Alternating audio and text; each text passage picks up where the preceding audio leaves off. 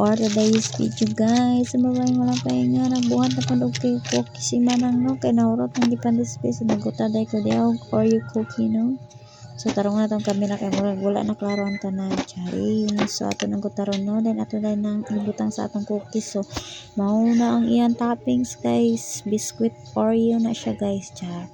Oreo cookies din na siya guys no. So ang iyang toppings sana is Oreo biscuit no. So na may sobra sa atong butang sa pikas. Then after na naguta din ko all chocolate bar no, kay para sa atong classic muffin. So try na to mag-Tagalog. Then pag nilagay ko na dyan, then after that sa di ko ba Tagalog ay na Tagalog Bisaya tan ko. Then pagmamana nato ni arrange na yun no. Pagmamana tarong na to guys, nagsapay na ko na damit matulog kay kapay ang lawas guys. So pagmamana nato butang og toppings no, ato na day nang tara ato na isog sa oven no. So ang timer ana is 19 minutes lang, then after ana so syempre naluto naman to lang hauno no. So nara tong pinakagwapa na naluto na itong classic with Oreo. Then after na finished product, tara.